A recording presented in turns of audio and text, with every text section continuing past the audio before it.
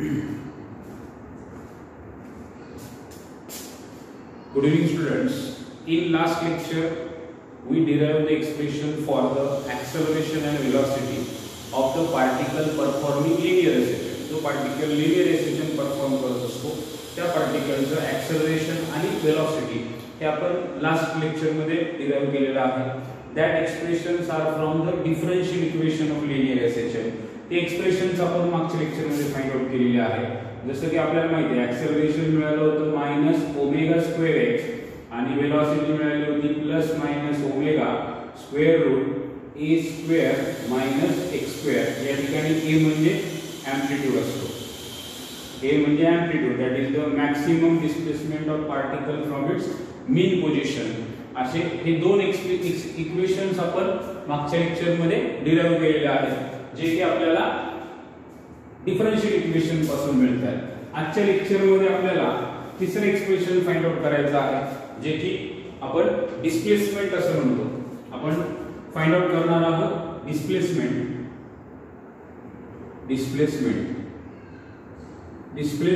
In SHM. एखादा particle जर simple harmonic motion perform करत असेल तर आपण त्याच्यासाठीचं डिस्प्लेसमेंटचे इक्वेशन आपण डिराइव करणार आहोत. आपल्या सगळ्यांना माहिती आहे की how to define the velocity कशी डिफाइन करतो आपण. तर it is the rate of change of displacement with the time, that is called as the velocity. That means velocity depends on the displacement. Hence जर आपण velocityचं integration घेतलं तर आपल्याला displacement मिळत असते. त्यामुळे मी काय करतो इथं इक्वेशन वापरणार आहे ते वेलोसिटीचं. आपल्याकडे काय इक्वेशन आहे वेलोसिटीचं. When particle performing linear SHM we have the equation for velocity v is equal to omega square root a² minus x². आता मी प्लस माइनस घेत नाही, फक्त मॅग्निट्यूडचा जर आपण विचार केला तर v equal to omega square root a² minus x². आपल्याला हे मिळते. यामध्ये नोटेशन्स लक्षात ठेवा. a म्हणजे एम्प्लिट्यूड आहे, x म्हणजे त्या पार्टिकलचं डिस्टन्स असतं. एकतर तुम्हाला प्रॉब्लेम सॉल्व करताना उपयोग करायचा असतो. मग ते डिस्टन्स तुम्ही at instant of time t म्हणजे x म्हणजे डिस्प्लेसमेंटच आहे आणि तीच आपल्याला फाइंड आउट करायची आहे. आता आपण ती बघूया कशी फाइंड आउट करता येईल. आता याच्यामध्ये जर तुम्ही बघितलं तर आपल्याला माहिती आहे v is equal to rate of change of displacement असते. त्यामुळे त्याला मी dx/dt लिहू शकतो. dx/dt is equal to omega square root a² minus x². आता इथं परत आपण एक मागच्या एक्सप्रेशन मध्ये एक कॉन्सेप्ट बघितला होता, त्याला आपण म्हणतो डिफरन्शियल इक्वेशन सॉल्व करणं बाय व्हेरिएबल सेपरेबल मेथड. तर आपण ते कसं काढता येतं ते बघूया. इथं पुन्हा व्हेरिएबल सेपरेट करावं लागेल. dx ला x द्यायचा, dt इकडे जाईल आणि आपल्याला हे इक्वेशन असं मिळेल 1/√a² minus x² dx is equal to omega dt. तुमच्या लक्षात आलं असेल व्हेरिएबल सेपरेट केला, dt आणि dx हे दोन्ही एकमेकांपासून सेपरेट केले. एकदा व्हेरिएबल सेपरेट केला की taking integration on both side, integration on both side. तर आपल्याला काय मिळेल integration one by root of a² minus x² dx equal to integration omega dt. असं आपल्याला मिळेल.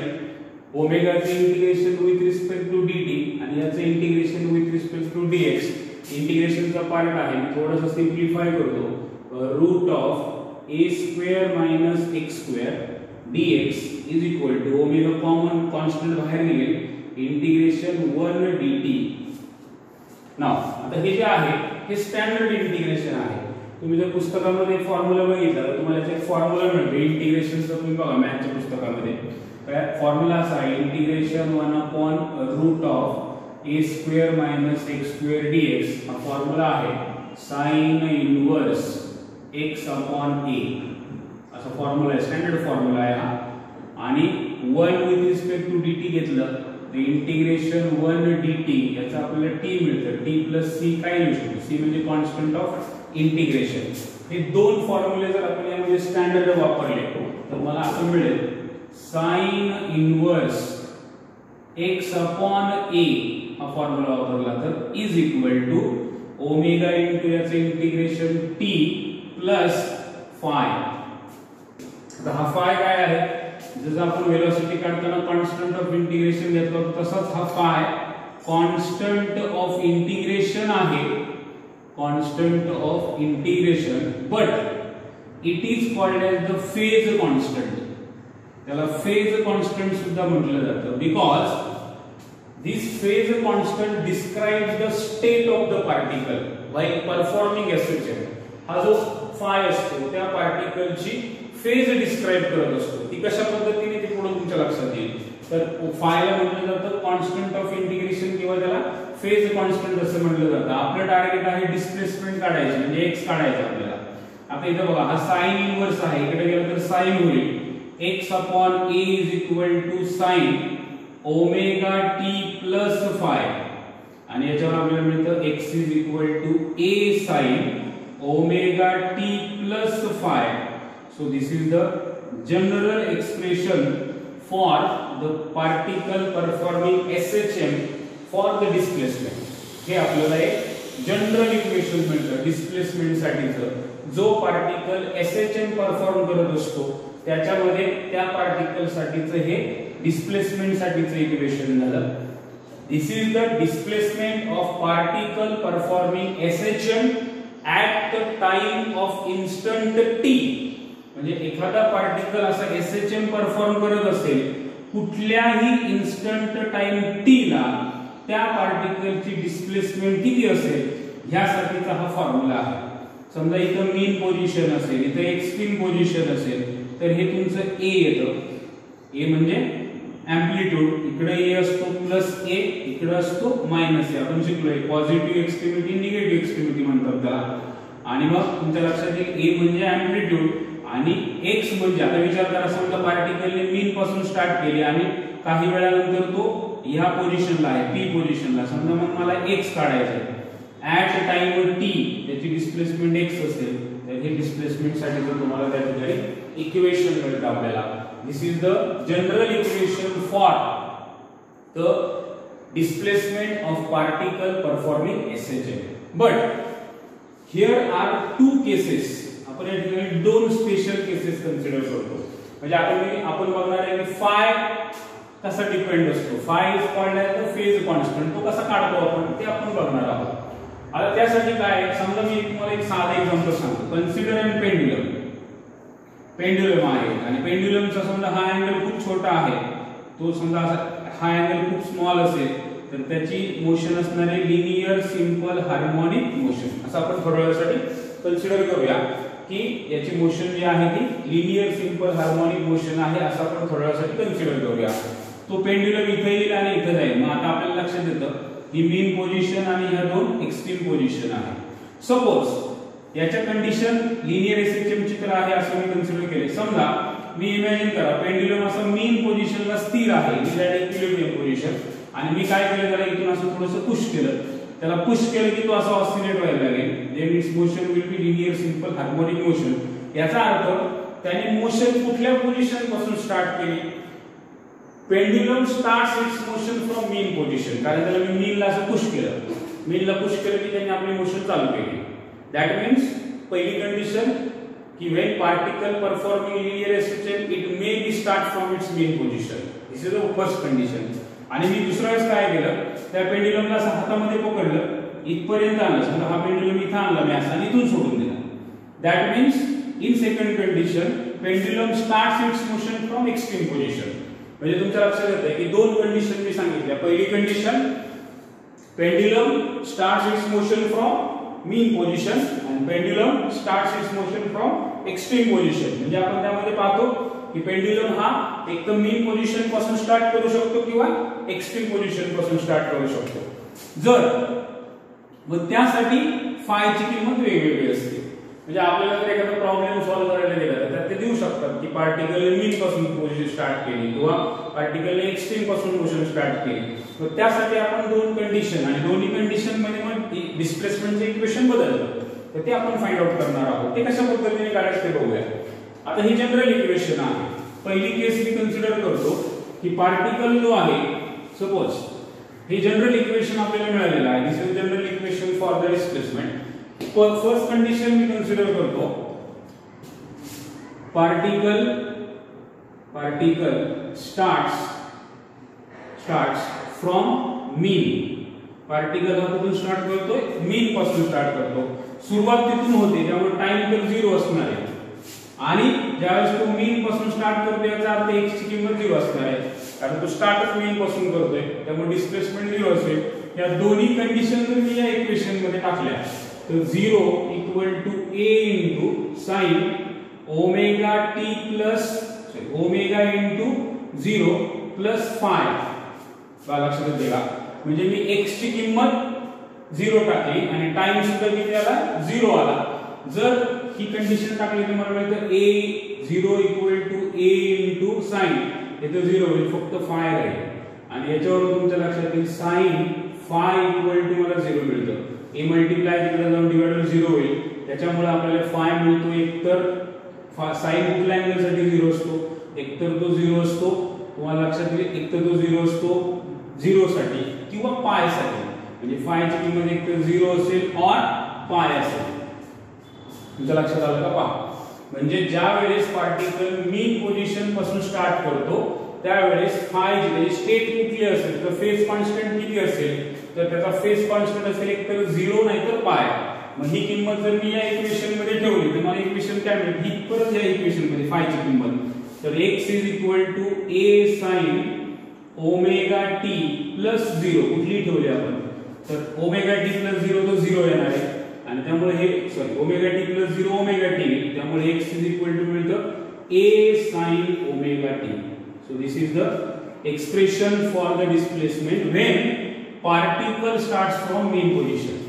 जर त्या पार्टिकलने मीन पोझिशन पासून स्टार्ट केली तर आपल्याला हे त्याच्यासाठीचं तुम्हाला डिस्प्लेसमेंटचं इक्वेशन मिळतं. ते इक्वेशन आपल्याला काय सांगते?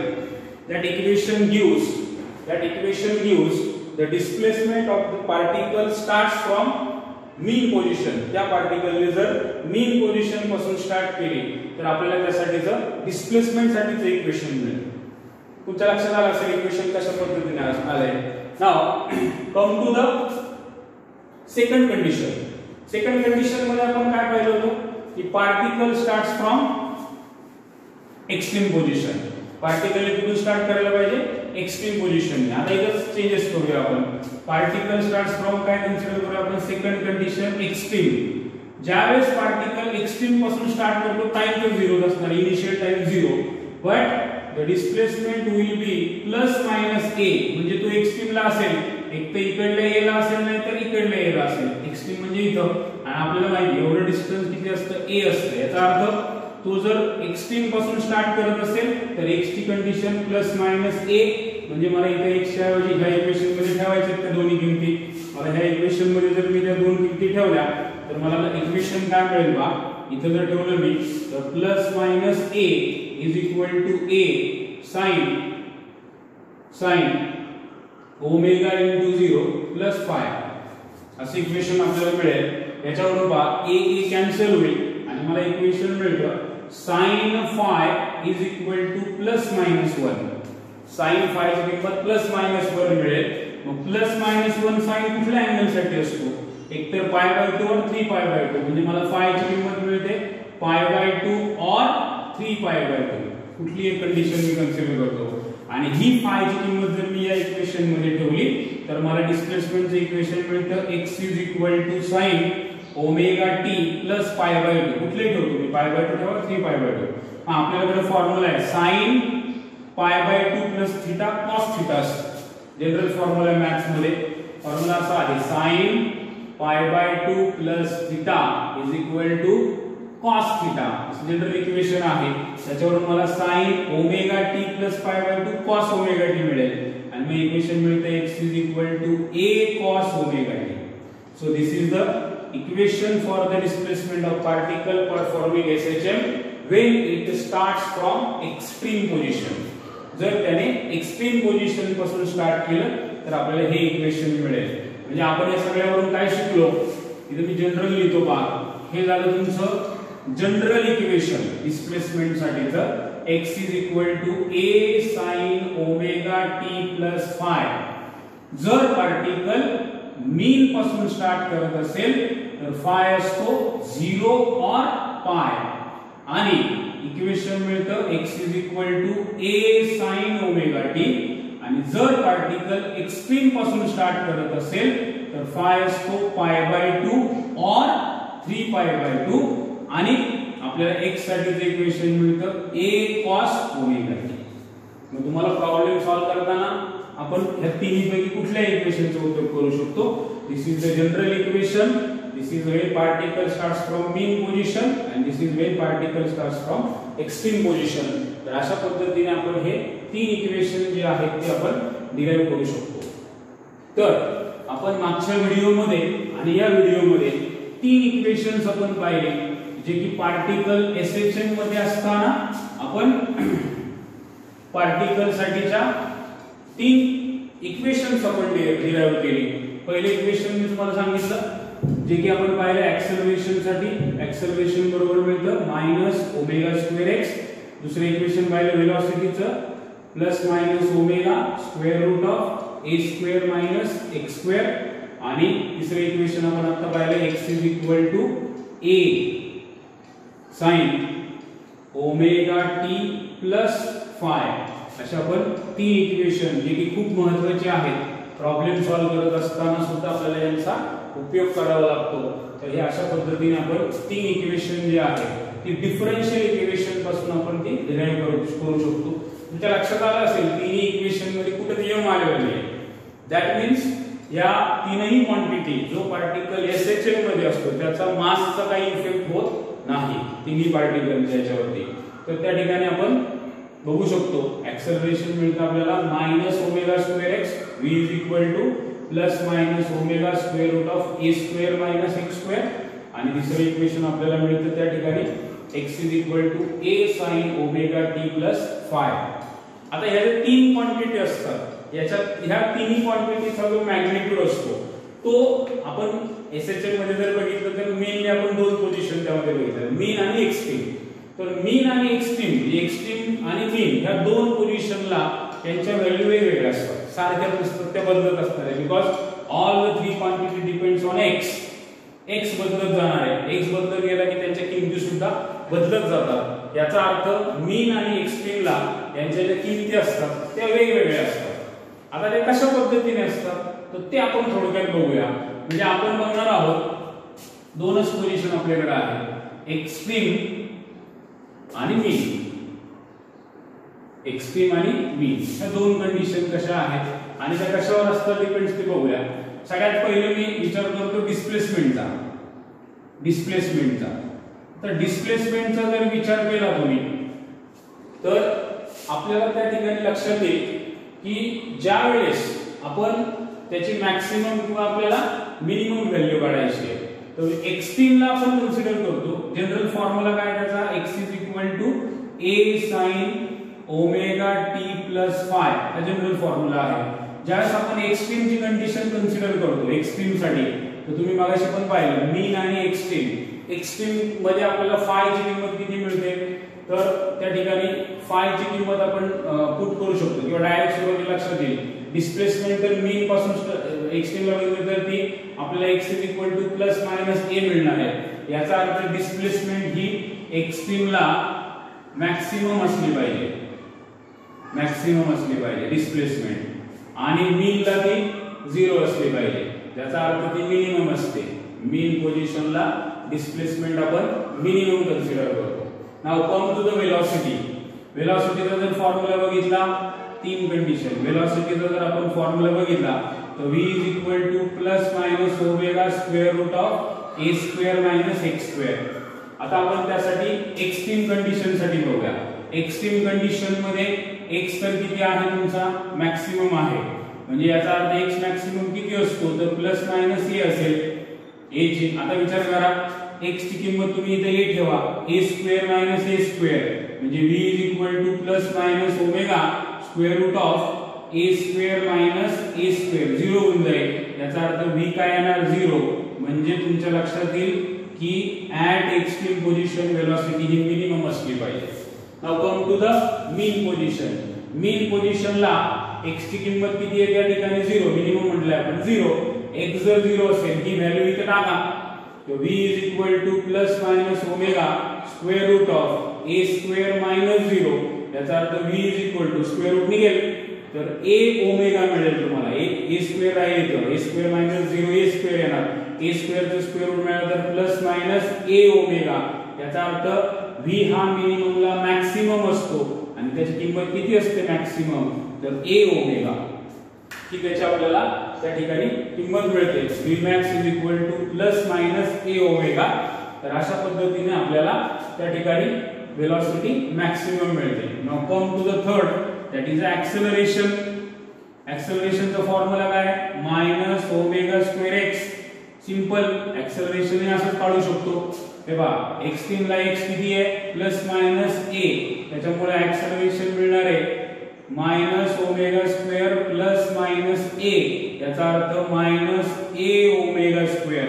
हे तुम्हाला ऍक्सेलरेशन मिळतं मॅक्सिमम. म्हणजे ऍक्सेलरेशन मॅक्सिमम कुठल्या पोझिशनला मिळालं तर एक्सट्रीम पोझिशनला. Now come to the third, that is acceleration. इथं आता x ची किंमत किती टाकावी लागेल 0 मायनस ओमेगा स्क्वेअर 0 आणि मग ऍक्सेलरेशन मिळतं आपल्याला इथं 0 म्हणजे ते मिळतं मिनिमम आणि इथे हे ऍक्सेलरेशन झालं मॅक्सिमम. म्हणजे तुमच्या लक्षात येईल पहा 3 फिजिकल क्वांटिटी. डिस्प्लेसमेंट एक्सट्रीम पोझिशनला मॅक्सिमम असते तर मीन पोझिशनला मिनिमम असते. डिस्प्लेसमेंट किती असते मॅक्सिमम म्हणजे तर प्लस मायनस a आणि मिनिमम किती असते म्हटलं तर 0. Now velocity. वेलोसिटी जर तुम्ही बघितलं तर एक्सट्रीम पोझिशनला ती मिनिमम म्हणजे 0च असते आणि मीन पोझिशनला ती मॅक्सिमम असते. किती असते तर Vmax is equal to a omega असतं आपल्याला. आणि तिसरी condition physical quantity acceleration. Acceleration extreme पोझिशनला मॅक्सिमम असतं. किती असतं maximum minus a omega square. फक्त मॅग्निट्यूडचा विचार केला तर a ओमेगा स्क्वेअर आणि मीन पोझिशनला ते 0 असतं. म्हणजे 3 फिजिकल क्वांटिटी.